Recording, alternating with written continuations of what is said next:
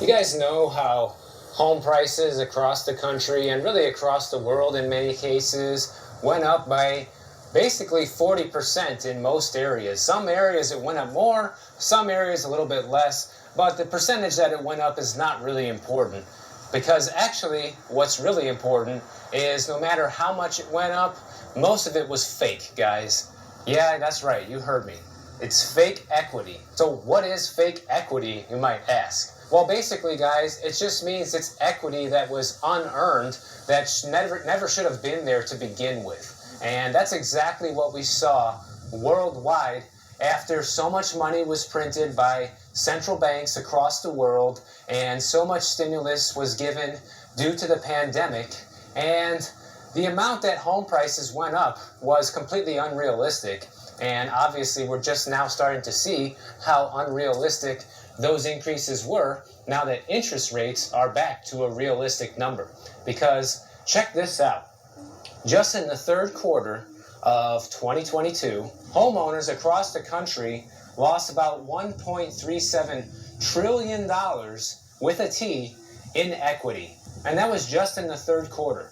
That is an astonishing number, and I am almost certain that that number is going to continue to fall, meaning that more people are going to be losing more and more equity as this housing crash materializes, as the economy starts suffering more and more.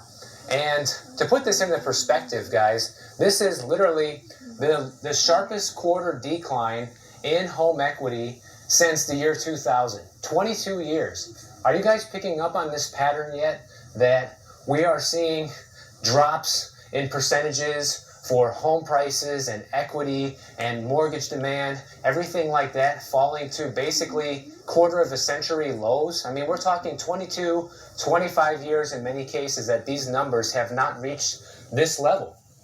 Anyone who thinks that that's not huge is just not paying attention, essentially, guys, because you can't look at figures like that where we're having 25-year lows across the board with different things related to real estate and the economy and not think that this is something to pay attention to and not think that it's a little more serious than maybe what the mainstream media or the government is telling you it is. Now, some people say, well, maybe the government doesn't tell people because they don't want you to panic, or maybe it's just ignorance, guys. Maybe they don't even know, you know?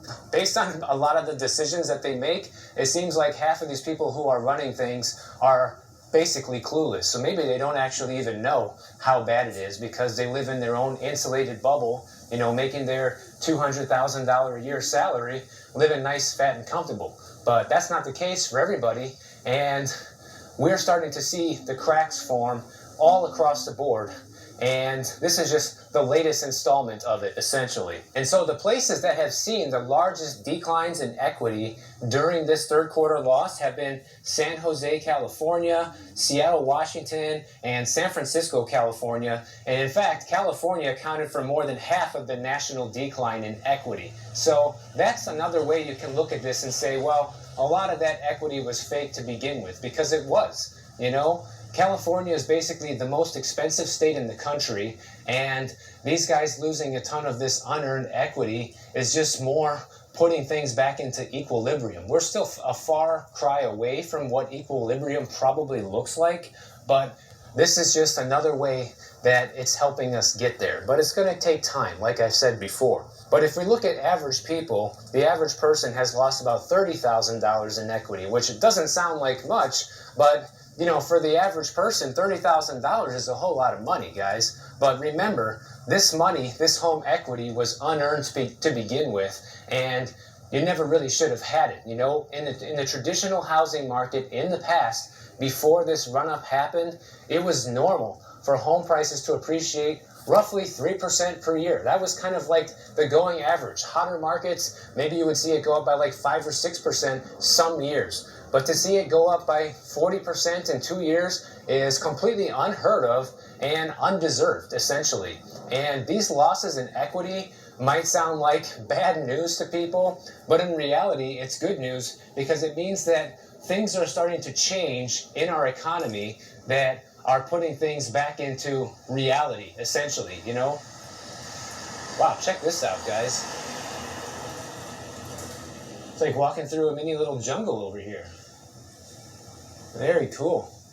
Even got all these vines and bushes growing all around the house. Interesting. It's funny because I've walked by here before and I never saw this. But you know what? Hearing this information is actually not great for everyone. And who's it not great for? People that bought homes in 2021 and earlier in 2022 are the ones that are going to be suffering the most from this, because they are the people that are going to end up essentially underwater on their mortgage, like we talked about roughly a week ago. This loss in equity and essentially home valuations is going to hurt these people more than anybody else. And the funny thing about this is it's not me saying this, guys. This is a report from Black Knight, and I've been talking about this already for months, and Black Knight is coming out and saying now that the people who bought it basically in the last 12 months or so, maybe even the last 14, 15 months, are going to be the most at risk from this continual loss in equity. So can you do anything about it? Not really, guys. You're basically stuck. You know, you already bought the house, you already signed your mortgage documents, you know, forget about selling unless you're willing to take a loss at the closing table. So now your only option is to just hang on to the property for a very long time until the valuations eventually come back to the unrealistic number that it was during this whole. I think one of my viewers, John, I just saw this in a video I posted today.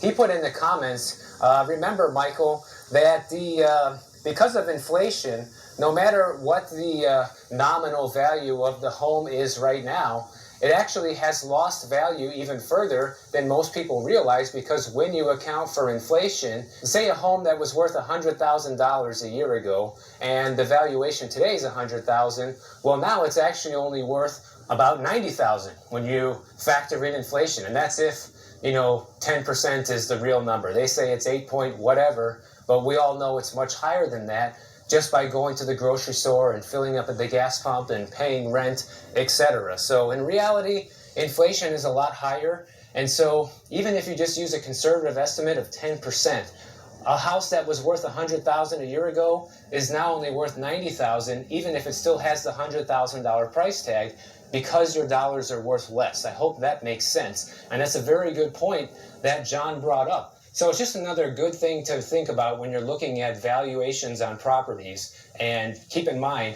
that the number that you see is already eroded by inflation. So keep that in mind, guys. Now, I don't want to spend too much time on this because we do talk about this a lot, but I just have to bring this up real quick. Like, this just happened, you know, right after I shot my previous video.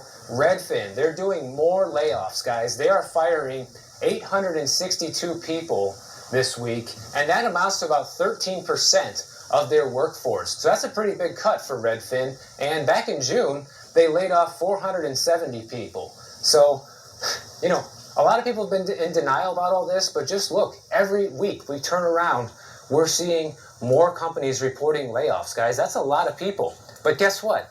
That pales in comparison to Facebook or Meta, whatever you want to call it, because they're laying off 11,000 people. That's insane. That's a lot of people who are going to be out of work this holiday season.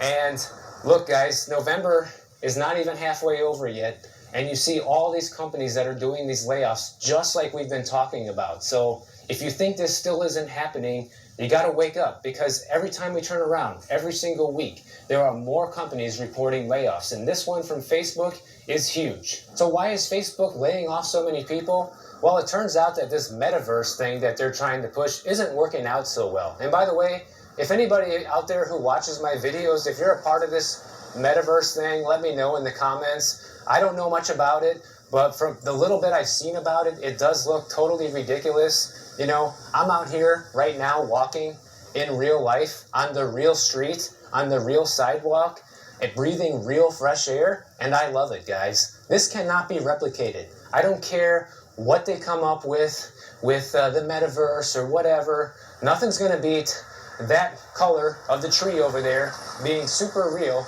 and the fact that I can just go up to this olive tree over here and just touch it, okay? You're never going to be able to replicate that from the metaverse. I promise you. And if you can, it's not going to be in our lifetime, most likely. And even if you could, why would you do it? Why wouldn't you just come and visit these beautiful places on our earth in person? If you really want to experience it, nothing's ever going to compare, guys. So that's why they're laying people off, because the huge bet and the huge investment that they made into this metaverse thing is not working out so great, which is a big surprise that people are not really that into this, and that's why they have to fire all these people. So